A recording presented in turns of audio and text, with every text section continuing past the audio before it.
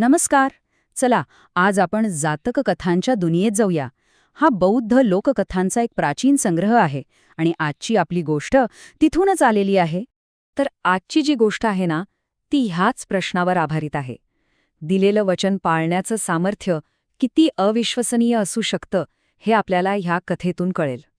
तर गोष्टीची सुरुवात होते कांपिल्य राज्यातून, जिथे एका खूप जुन्या काळ्या इतिहासातून एक भयंकर संकट उभं ठाकलं आहे. एका राजघराण्यातल्या भांडणातून, एका शापामुळे म्हणा, एका मुलाला चक्क राक्षस म्हणून वाढवण्यात आलं आणि त्याला आपल्या मानवी अस्तित्वाची काहीच जाणीव नव्हती.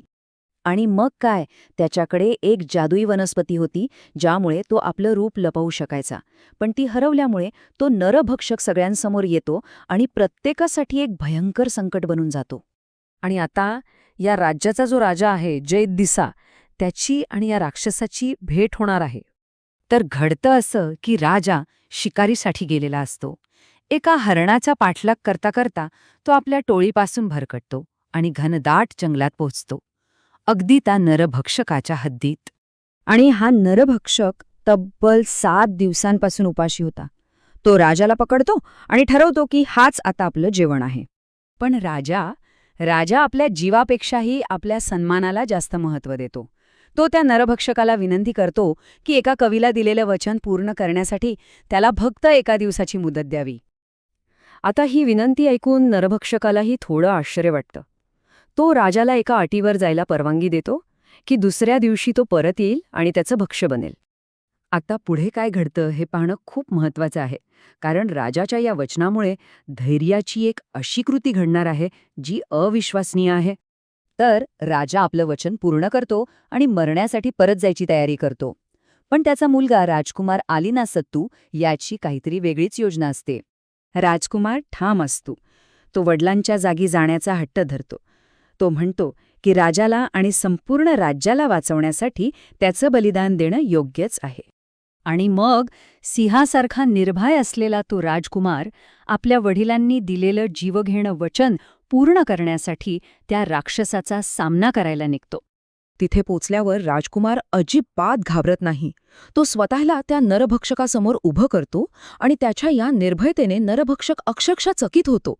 आणि हे तर बघा, राजकुमार फक्त तिथे उभा राहत नाही, तर तो शांतपणे लाकडं गोळा करतो आणि स्वतःच्या मृत्यूसाठी चिता रचायला लागतो. त्याच्या दृढ निश्चयाचं हे खूप मोठं प्रतीक आहे. आता राजकुमाराचा हा जो चांगुलपणा आहे, त्याची ही जी निडरता आहे, त्याचा त्या राक्षसावर एक अनपेक्षित आणि खूप खोल परिणाम व्हायला सुरुवात होते. राजकुमाराच्या या सद्गुणांपुढे नरभक्षक अक्षरशः हरतो. त्याच्या मनात विचार येतो की अशा माणसाला इजा पोचवणं शक्यच नाही. राजकुमाराच्या धैर्याने त्याचं पूर्णपणे परिवर्तन होतं. आणि इथेच कथेला एक मोठं वळण मिळतं. राजकुमाराला कळतं की हा कोणी राक्षस नाहीये, तर हा एक माणूस आहे. आणि मग सत्य समोर येतं, हा नरभक्षक दुसरा तिसरा कोणी नसून राजाचाच मोठा भाऊ असतो, ज्याचं लहानपणी अपहरण झालं होतं आणि जो जगासाठी कायमचा हरवला होता. पण थांबा, ही केवळ एक परीकथा नाहीये. बौद्ध परंपरेमध्ये या कथेला खूप खोलवर महत्त्व आहे.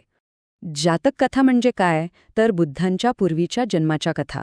आणि या कथेतला जो शूर राजकुमार आहे तो म्हणजे बोधिसत्व, म्हणजेच भविष्यातील बुद्ध. आणि तो नरभक्षक, तो पुढे जाऊन बनतो अंगुलीमाल, एक क्रूर डाकू, जो नंतर बुद्धांच्या शिकवणीने बदलतो आणि त्यांचा एकनिष्ठ अनुयायी बनतो. तर ह्या कथेतून आपल्याला काय शिकायला मिळतं? सन्मान आणि दिलेलं वचन पाळण्याचं महत्त्व, मोठ्या ध्येयासाठी स्वतःचा त्याग करण्याची शक्ती, आणि सर्वात महत्त्वाचं म्हणजे हा विश्वास की चांगुलपणा, सद्गुण कोणत्याही अंधारावर मात करून बदल घडवू शकतो. ही प्राचीन कथा आपल्याला सांगते की चांगुलपणा अंधारावर नक्कीच मात करू शकतो.